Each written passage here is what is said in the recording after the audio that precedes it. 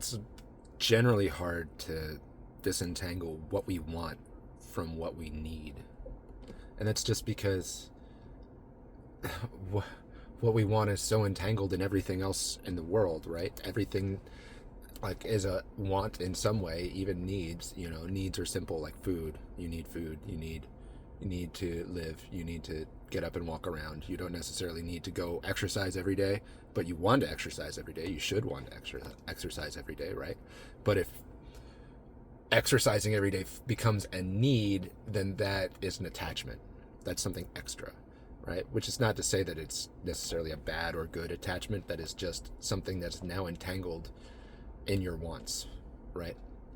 So we need to think about what we want and disentangle that from our prior assumptions. So we need to disentangle that from what we think and feel historically. So what I call our training data, the memories that you keep and the way that you think about them, the way you address those memories. So if, using the example of like exercising is a thing, if your mom or sister or sibling, brother, aunt, uncle, someone in your life constantly said that you were overweight, and that capitulated a need to exercise, or maybe something worse, right?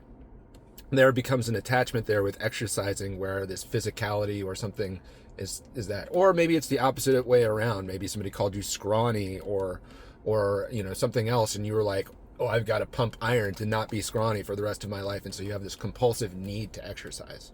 And it's not always that simple. It's not cut and dry. When a want becomes an attachment, it happens over time, right? So you have to disentangle that historic thinking and whatever weights get attached to that over time, right? Because usually one thing snowballs into another thing, and before you know it, a lot of different things re-weight you, so that need that you think is a need, you desperately feel it as a need, becomes something more, right? This attachment that drives you. And sometimes that's a good thing, right? It's good to be a driven person. It's good to want things. It's good to move forwards with your life. But there's always this fine line, and you should always be careful of it. So readdressing how important something like exercising is to you, if it becomes something that gets in the way of the rest of your life, then it clearly is a want that is out of control, right? If you think of it as a need, like, I need to exercise every day. If I don't exercise every day, I'm going to go crazy. I'm going to have this. I'm going to have that. People like me need to exercise. That's going to be the problem, right? So you have to readdress that issue inside. And it's not just a one-stop shop. You can't just say, oh, well, if I just re-envision the memory I have of my mother telling me that I was fat, or some kid at school bullying me because I was scrawny, and I've always felt the need to prove them wrong for the rest of my life. It's not that simple, right? There's all these other attachments that you got to think about. So you got to work your way through them, and you got to forgive yourself for these things. You got to say, I myself am just fine. I don't need to exercise.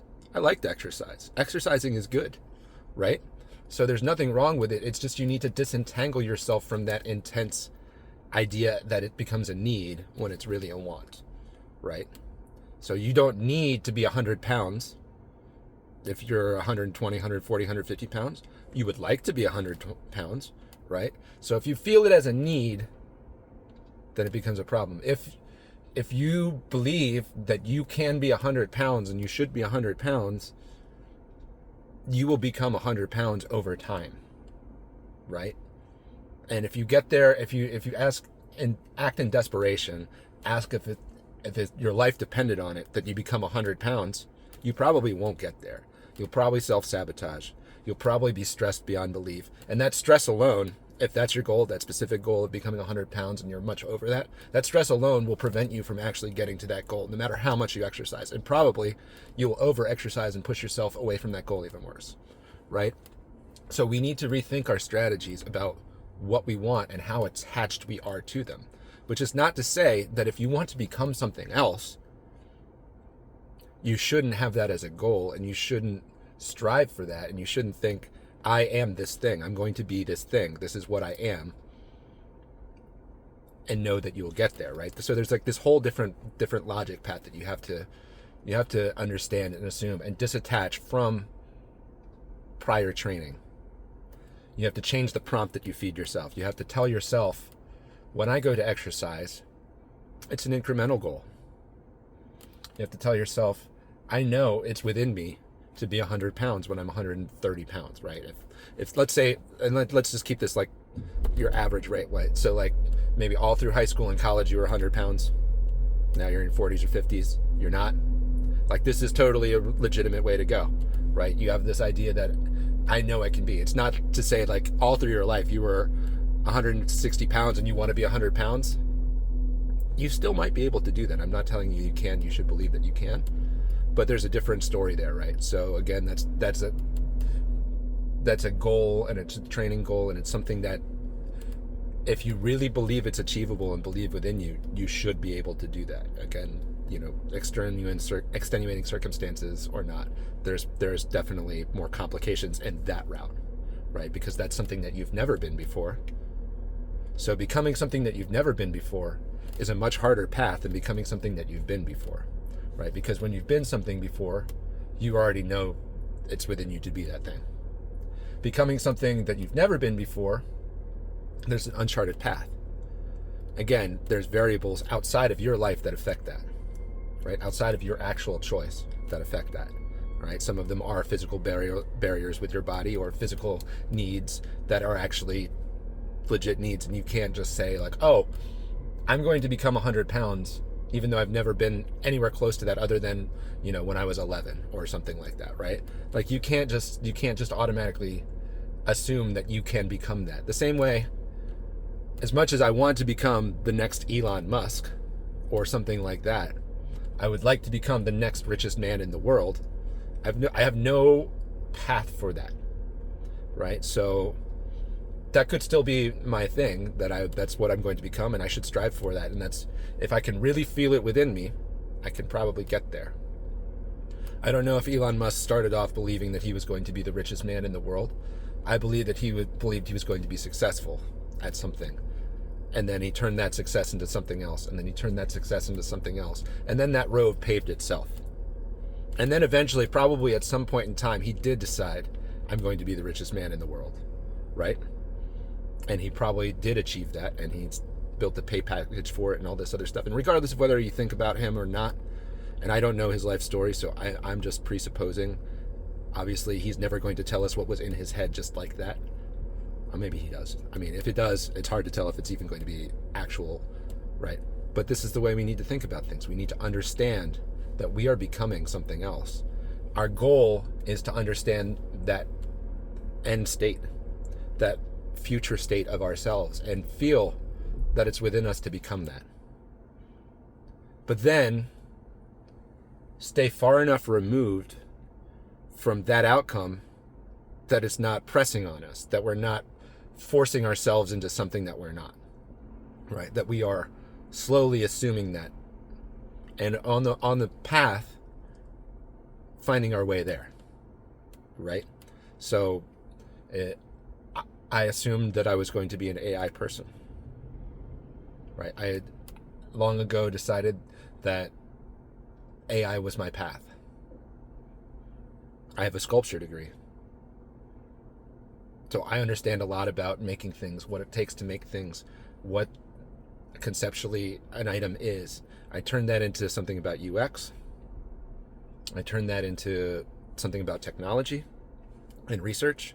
I turned that into something about AI and building AI tools, right? And I just happened to be at the right place at the right time, where I understood conversational AI well enough to understand how patterns work, how GPTs work, how the back end of a model works, well enough to describe it to people that needed that description. And I'm an AI person. There are way more technical people than me, and I deal with them all the time, and I love them to death, and I will never be that person. But I do understand how models work, what happens in a model, and that's why I've been able to reframe it to what happens in ourselves. So to recap, if you want to become something, you can. You have to push past your limitations. You have to understand what those limitations are in that relation to becoming it, right? You have to disattach from from what it is. You have to distinguish between wanting it and needing it, because most people want to become something so desperately it becomes a need. And that will always be a blocker. Always be a blocker, because then you want it too much. Too much. And wanting it, there's nothing wrong with passion. There's nothing wrong with pushing yourself to get something.